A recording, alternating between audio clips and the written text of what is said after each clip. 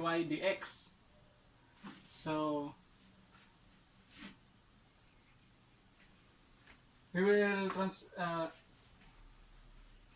transfer this term to the left. So we have dy minus quantity x minus 3y dx is equals to 0.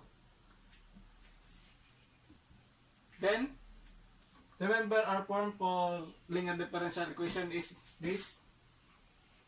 So I will dy is over dx, so I want to remove dx. Dx is in the numerator, so I'll put it in the denominator. Then multiply it distributively. So but first negative, so we will multiply negative distributively. So we'll have negative x plus 3y. So now we will multiply distributively the 1 over dx. So the arriving equation will be dy over dx minus x plus 3y is equal to 0. So in the linear form, x is in the left side, so dy over dx plus 3y is equal to x. So we are already in the first step. So we are finished in the first step. Remember, p is, you just delete the y, so that is the p. P of x is equal to 3 and q is equal to x. Then the second step is compute for the integrating factor e integral of p function of x dx. So p is 3, so is equal to e integral of 3 dx. So integral of 3 dx is, so basic integration 3 dx 3x, so equals to, so the arriving equation is e. So 3 is constant, we will put it outside. So 3 outside, so 3 integral of dx. So next, the result is e raised to 3x. So the integrating factor is 3x.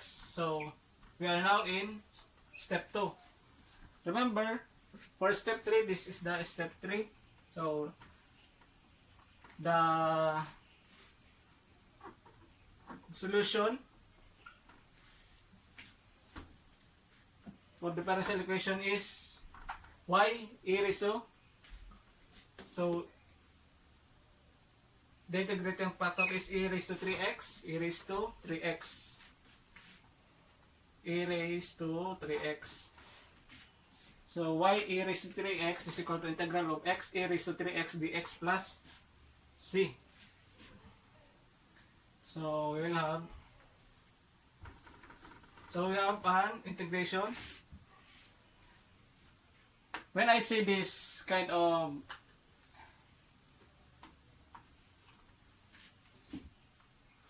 integration, we have, this is, when I see that kind of equation, this is integration by parts. So we have discussed basic integration.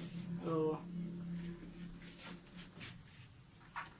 basic integration.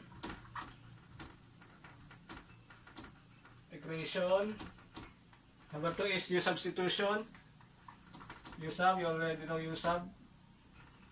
So in U sub and basic integration, this is only the integral is, example, x plus 2x plus 1, or function of x and y dx.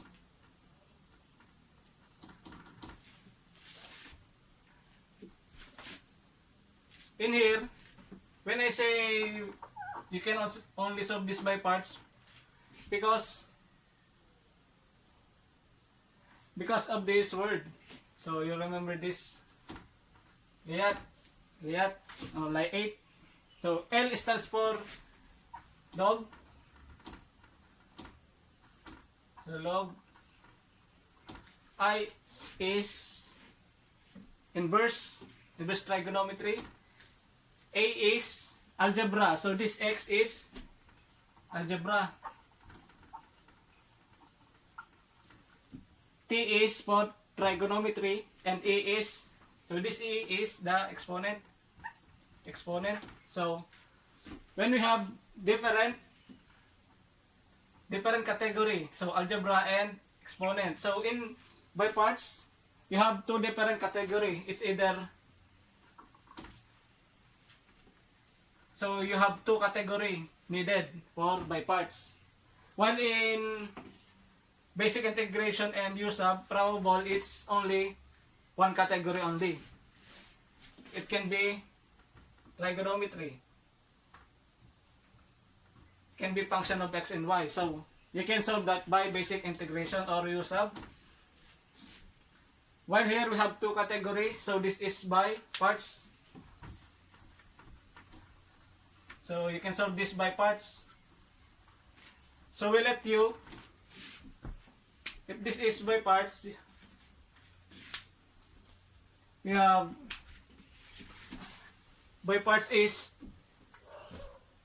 integral of u dv is equal to ub minus integral of b du. So this is by parts. So the first is algebra, so this is u. Remember, the first is always u.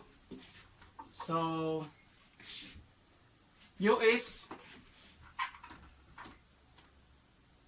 x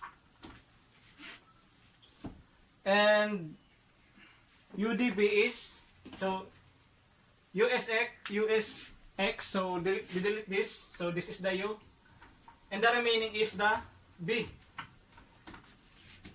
So that is the b. So udb integral of, wait, before that, so you have now identified the u. The u is the first one. So after you find the u, you get the derivative. Derivative u is equal to dx. So then, so this is the udb, integral of udv is equal to integral of a raised to 3x dx. So we have now the u. So we have now the u, check, and du, we have now the du. So this is du, check. The left is, we need the v, so we need to integrate this to find the b. So b is the integral of a raised to 3x dx.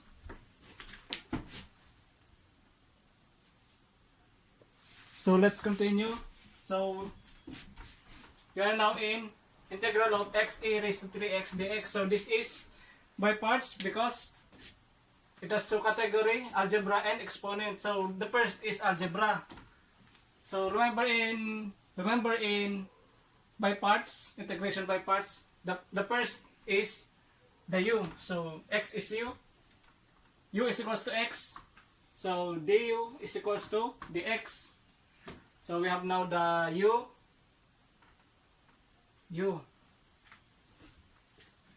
and du. We have now the du. So in the form integral of udb. So this is this is the integral of by parts. So udb. So if x is u, if x is u, delete this x. So we have now db. So db is equal to integral of e raised to 3x dx. So this is a basic integration. So a raised to u. U is equals to 3x. So a raised to 3x. So derivative of 3x is 3 dx. So this is the equation. So we are lacking of 3. So derivative of 3x is 3 dx. So we are lacking of 3. We add 3. So we add 3. Then if we add 3, we need a neutralizing factor so that the equation will be the same. So the resulting will be 1/3. So if we add 3, b is equal to 1/3, neutralizing factor 1/3. So we have now 3x. Derivative of 3x is 3 dx. So a raised to u du. So it is already in the form of a raised to u du. So v is 1/3 a raised to 3x. So we have now b. We have now b. So we have now b. So now we can solve for the by parts of this x a raised to 3x dx. So by parts is x. So u is x, and v is 1/3 a raised to 3x minus integral of v 1/3 a raised to 3x du is dx. So as you can see, x is now being removed. So this is already in basic integration. So that's the reason we use the by parts. So remember in the linear form, so y is e raised to 3x linear form minus integral, so minus integral of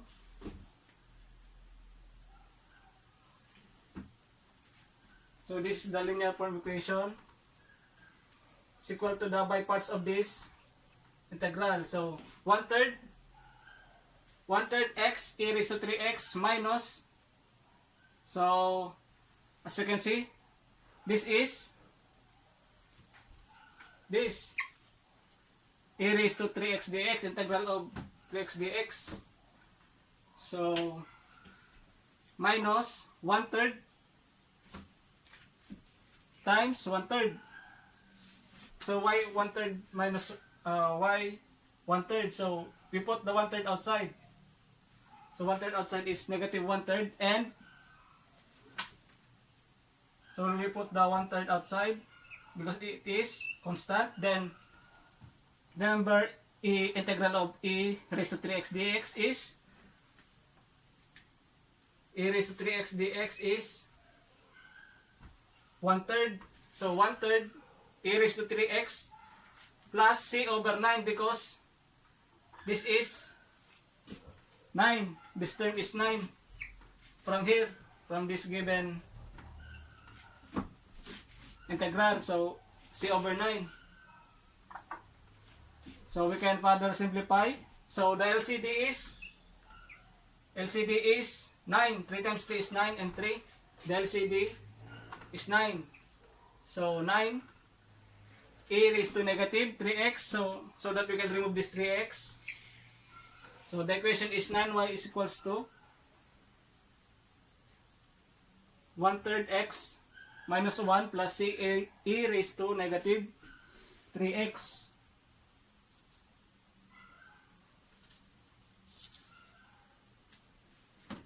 So that is the final answer. So I hope you get this topic. So you need to practice the integration of by parts. So remember, we have the first category is the u. So it can be logarithmic and algebra. It can be inverse and trigonometry. So it can be algebra and exponent, just like in the problem. So remember the